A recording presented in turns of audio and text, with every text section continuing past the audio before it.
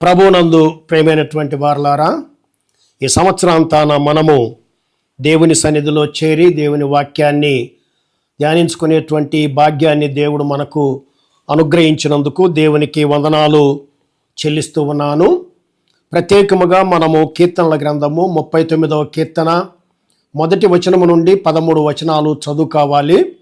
కానీ అన్ని వచనాలు చదువుకోవటానికి చాలినంత సమయం లేదు గనుక 4-5 వచనాలు మాత్రమే నేను చదివి ఆ వచనాలను మనం ధ్యానం చేసుకునబోతూ ఉన్నాము. యెహోవా, నా అంతము ఎట్లుండునది, నా దినముల ప్రమాణము ఎంతైనది నాకు తెలుపుము. నా ఆయువు ఎంత అల్పమైనదో నేను తెలుసుకొనగోరుచున్నాను. నా దినముల పరిమాణము నీవు బెత్తెడంతగా చేసి ఉన్నావు. నీ సన్నిధిని నా ఆయుష్కాలము లేనట్టే ఉన్నది. ఎంత స్థిరుడైనను ప్రతివాడును కేవలము ఒట్టి ఊపిరి వలె ఉన్నాడు. దేవుడి ఈ వాక్య భాగాన్ని ఆశీర్వదించునుగాక. ప్రియులారా, మనము అనేక పర్యాయాలు ఈ 39వ కీర్తన చదువుకొని ధ్యానించుకొని ఉంటాము. ఇది దావీదు రచించినటువంటి కీర్తన. దావీదు తన అనుభవంలో ఈ ప్రార్థన చేశాడు. ఖచ్చితంగా మరి సంవత్సరాంతములు చేశాడా అనేటువంటిది మనము చెప్పలేకుండా పోయినా, ఈ కీర్తనలో ఉన్నటువంటి ప్రార్థన దావీదు ఎప్పుడు చేశాడు అనేటువంటి దానికి మనకు ఒక ఆధారం ఏమిటి అని అంటే 10వ వచనంలో మనం గమనించినట్లయితే, నీవు పంపిన తెగులు నా మీద నుండి తొలగింపుము, నీ చేతి దెబ్బ వలన నేను క్షీణించుచున్నాను. నీవు పంపిన తెగులు నా మీద నుండి తొలగింపుము, నీ చేతి దెబ్బ వలన నేను క్షీణించుచున్నాను. బహుశా దావీదు యొక్క జీవితంలో మరి మరణ పడక మీద ఉండి, అనారోగ్యంతో ఉండి, వ్యాధిగ్రస్తుడుగా ఉండి ఈ ప్రార్థన దేవునికి చేస్తూ ఉన్నట్లుగా మనము జ్ఞాపకం చేసుకుంటూ ఉన్నాం. ఈ ప్రార్థనలో అనేక మనవులు ఉన్నవి, అనేక వినపాలు ఉన్నవి. కానీ ఈ ప్రార్థన మనకు ఈ సంవత్సరాంతములో ఎంతో మాదిరికరంగా ఉన్నది.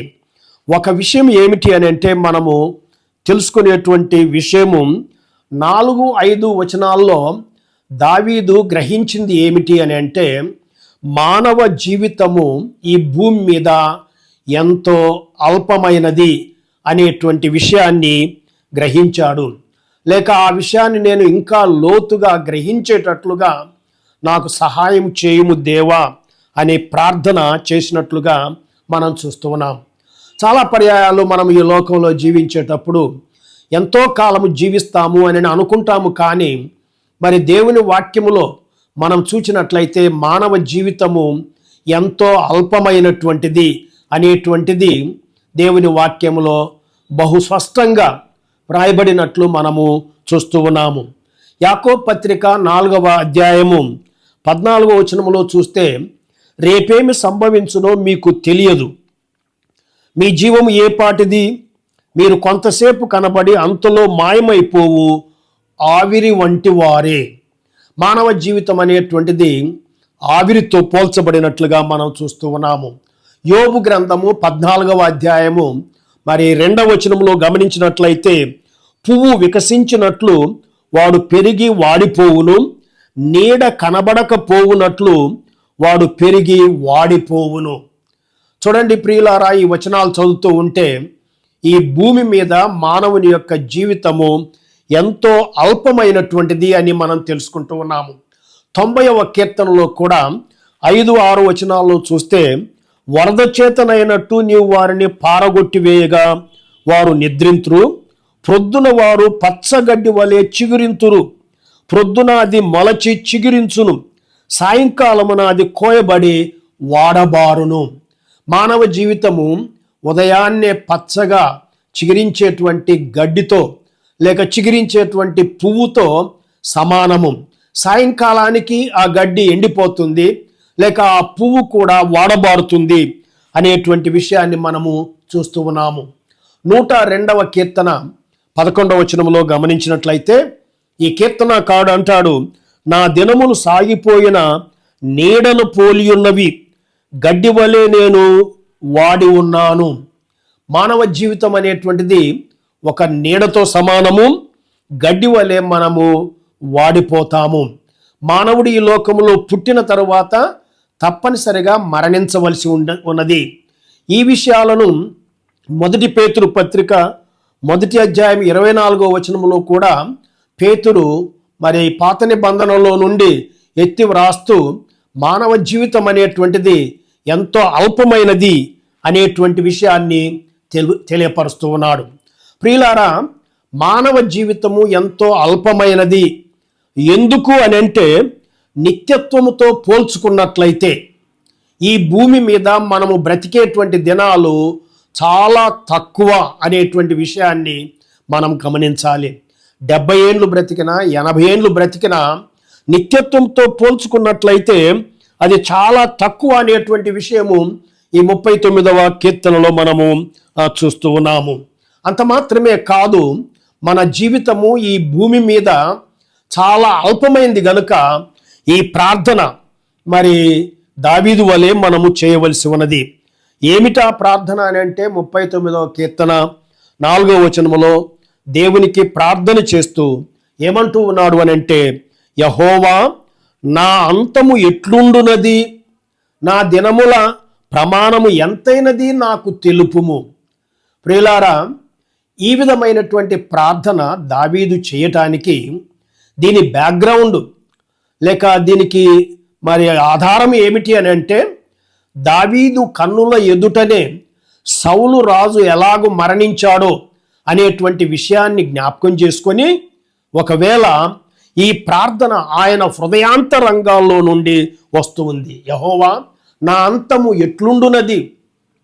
ప్రతి ఒక్కరూ కూడా కోరుకునేది ఏంటంటే మంచి మరణము రావాలి, మన అంతము క్షేమకరంగా ఉండాలి. దావీదుకు వచ్చినటువంటి భయాన్ని బట్టి, ఆయనకు వచ్చినటువంటి జ్ఞాపకాన్ని బట్టి ఈ రీతిగా ప్రార్థిస్తూ ఉన్నాడు. కనుక నిత్యత్వంతో పోల్చుకున్నట్లయితే మన జీవితము ఈ భూమి మీద ఎంతో అల్పమైనటువంటిది. అంత మాత్రమే కాకుండా మరణాన్ని దృష్టిలో పెట్టుకొని చూచినట్లయితే మానవ జీవితం ఎంతో అల్పమైనటువంటిది. చూడండి, ఈ లోకంలో మానవుడు పుట్టిన తర్వాత తప్పక మరణించాలి. ఎప్పుడు మరణిస్తాడు? 60 ఏండ్లకు మరణిస్తాడా? 70 ఏండ్లకు మరణిస్తాడా? 80 ఏండ్లకు మరణిస్తాడా? 90 ఏండ్లకు మరణిస్తాడా? 100 సంవత్సరాలు బ్రతుకుతాడా? మనం చెప్పలేం. మరణానికి మరి ఫలాని తేదీన ఫలాని సంవత్సరంలో వస్తుంది అని ఎవరు కూడా చెప్పలేరు. పిల్లలు చనిపోతూ ఉన్నారు, యవనస్తులు చనిపోతూ ఉన్నారు, వృద్ధులు చనిపోతూ ఉన్నారు. ఏ వయస్సులో ఉన్నవారైనా కూడా మరణిస్తూ ఉన్నారు. మరణము అనేటువంటిది తప్పనిసరి. ప్రతి మానవుడు కూడా మరణించాలి. ప్రతి మానవుడు మరణించాలని దేవుడు నిర్ణయించాడు. ఆ తరువాత తీర్పు జరుగును అని హెబ్రీ పత్రికలో మనం చూస్తూ ఉన్నాము. Death is certain. అంత మాత్రమే కాదు, ఈ మరణం అనేటువంటిది అన్ఎక్స్పెక్టెడ్. మనము ఊహించని సమయములో మరణము మనకు రావచ్చు.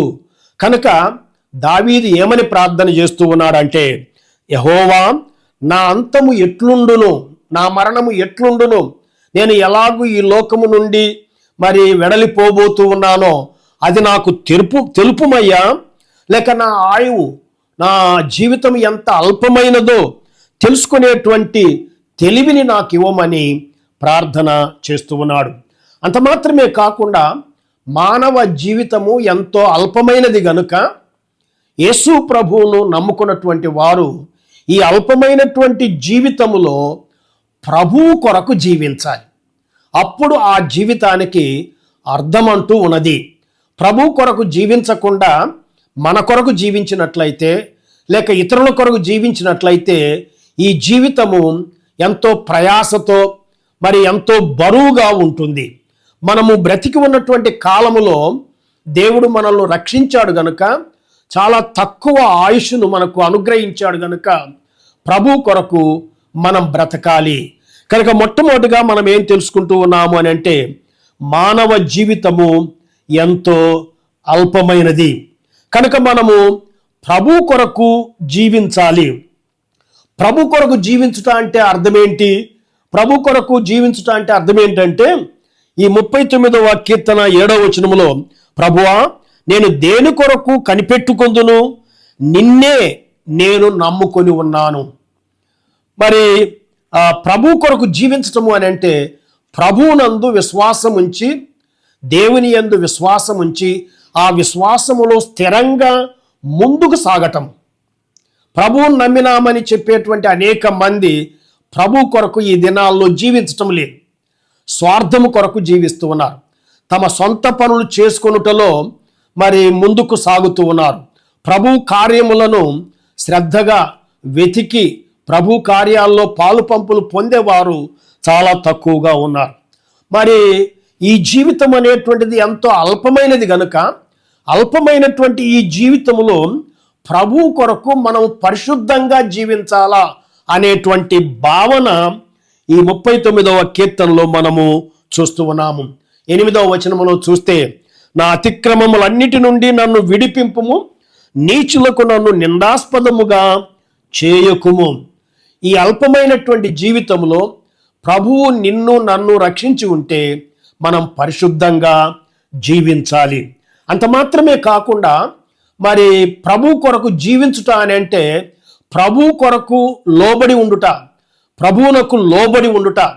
ప్రభు మనకి ఏదైనా శిక్ష వేసినప్పుడు ఆ శిక్షను అంగీకరించుట అనేటువంటి విషయాన్ని మనము జ్ఞాపకం చేసుకుంటూ ఉన్నాం. ఆ విషయము 9వ వచనము నుంచి మరి 13వ వచనం వరకు ఈ కీర్తనలో మనము గమనిస్తూ ఉన్నాం. ఈ శిక్ష దేవుని నుండి వచ్చిందని, నీవు ఈ తెగులును పంపించావని, ఆ రోగ పడక మీద నన్ను పరుండబెట్టావు కనుక దేవా నన్ను క్షమించు, నా అతిక్రమములను తుడిచివేయి, నేను పరిశుద్ధంగా జీవించేటట్లు సహాయం చేయమని ప్రార్థన చేస్తూ ఉన్నాడు. 3వదిగా ప్రియులారా, చివరి వచనములో నేను వెళ్ళిపోయి లేకపోక మునుపు, అంటే నేను చనిపోక మునుపు నేను తెప్పరిల్లునట్లు నన్ను కోపముతో చూడకము. అంటే ఈ దావీదు ఏమని ప్రార్థన చేస్తున్నాడంటే, నా జీవితం ఎంత అల్పమైనదో నేను తెలుసుకొనగోరుతున్నాను.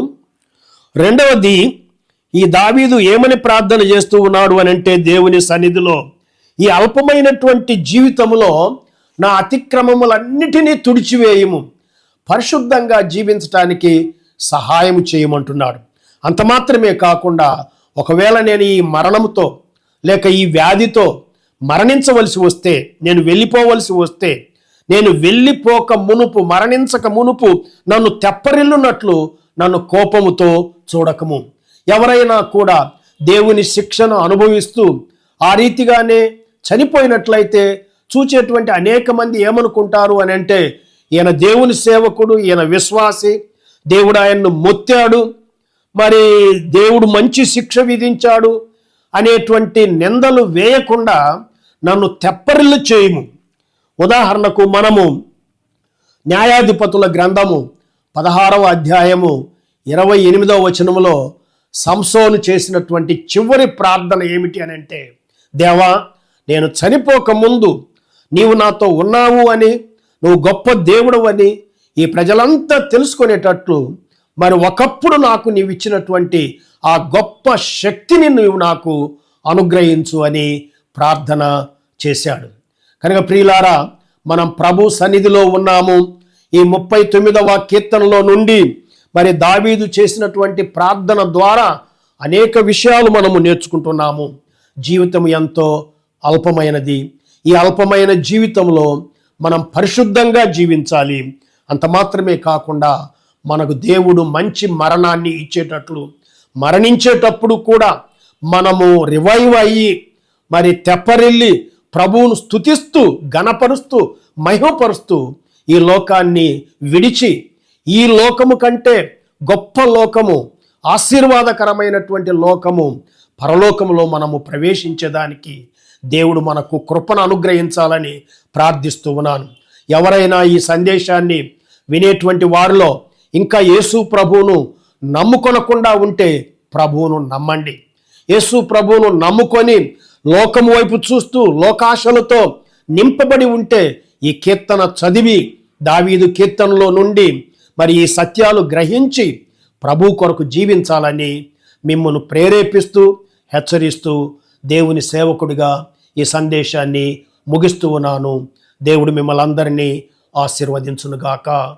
ఆమేన్.